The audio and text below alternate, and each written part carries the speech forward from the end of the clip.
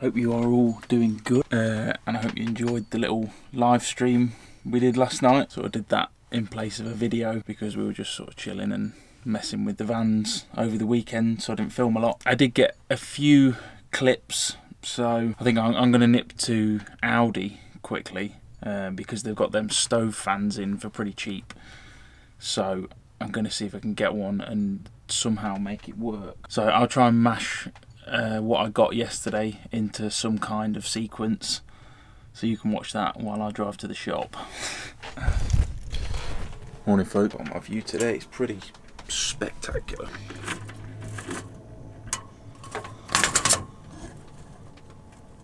Yeah.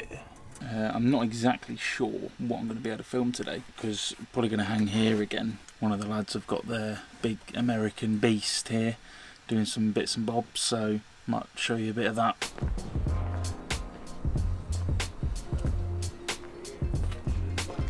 We're not really installing or finishing anything yet. We still need to unveil the... We're still time teaming it right now. Right. We're still we're still uncovering layers of shit and going, oh, okay, that was interesting. Wasn't expecting that. That appears to be a mystery box. For example, we just found out that it was built in 2007, 2008. Yeah. They fitted a cassette player from 1994 in it. Oh, nice. But we found the original Billy Bob manual. So that was kind of stage one of fitting the camper on the back. But it's had another mystery attempt after that. Right. Once it's landed here. Mystery attempt. Is this that red oxide stuff? Yeah. You know my fuel tank, my jerry can mount? Yeah, yeah. It's already. Rusty. Yeah, big time. I plastered it in that and painted it. So where did it go wrong? That stuff isn't great. You want to do that, and then I think etch primer, and then paint. Full stain. It's like if you put porous. it in a vacuum with no oxygen, it won't oxidise. Not sure if that's the best solution.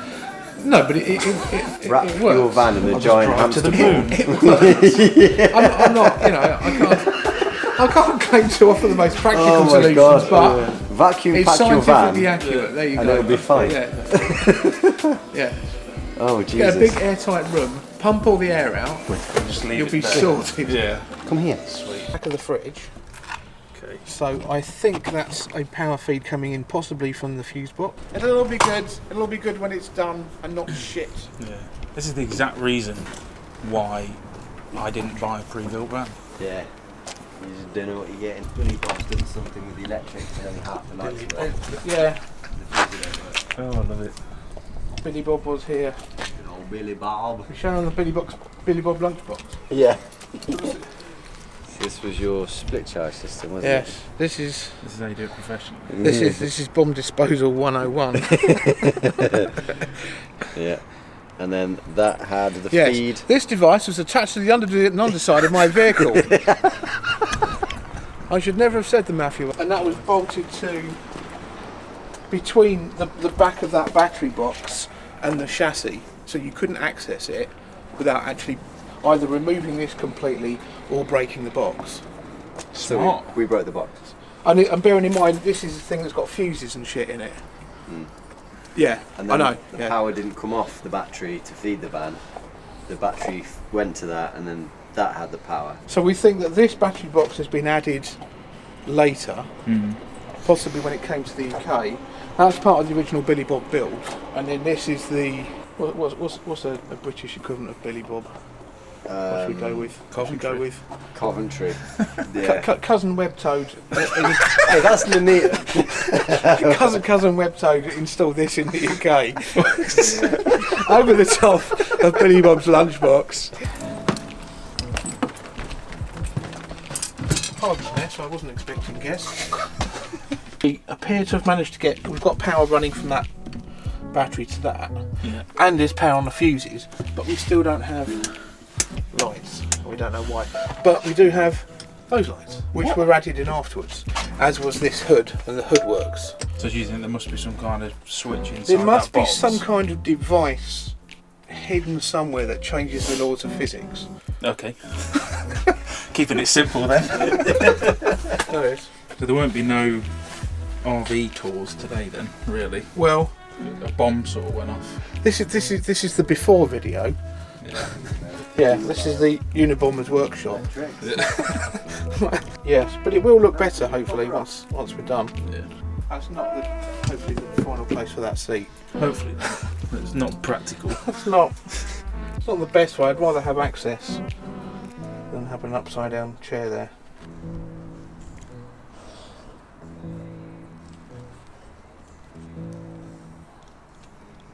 Do a couple of bits on my van while I'm here. One thing I noticed on the tour video is how crap this looks. So all the paint's come off already. I'm going to try and give it a lick of some thicker paint, see if it stays on. I've decided to just do all of the painting jobs, all the black paint, and it starts on the roof. Professional.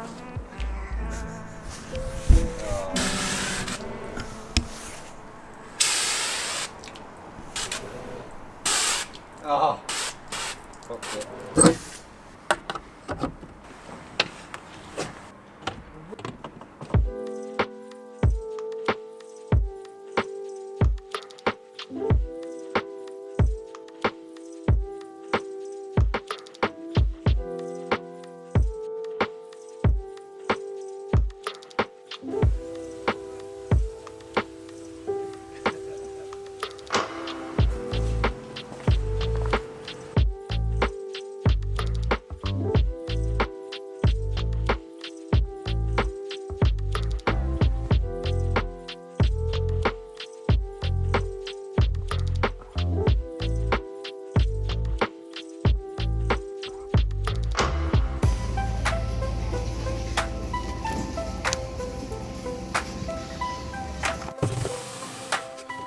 See what the crack is.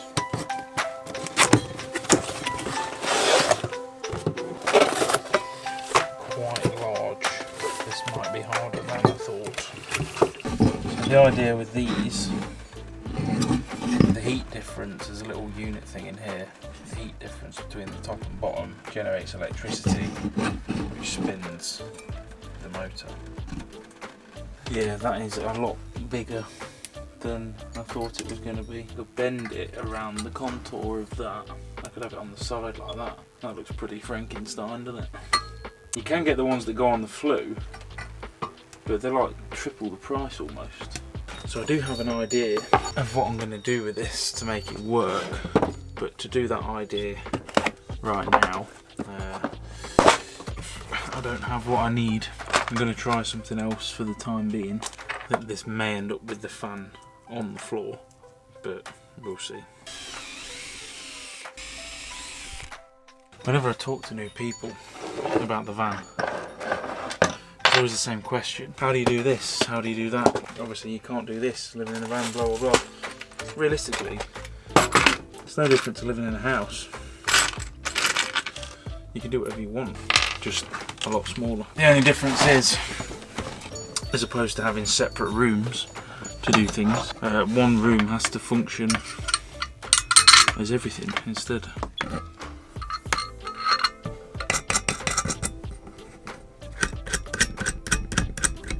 Shall we give it a try? I think it probably will vibrate itself off. What I want to see is if it will start without it having proper contact on the burner. Oh, there we go. Just needed a little bit of encouragement. It's amazing how it works, isn't it? There's no batteries, it's just from the heat generated from the burner. And that little pad in there is creating electricity and turning the motor. Well, I'd say that's pretty damn successful. Working, you can feel it. But yeah, as a test, I'd say that's successful.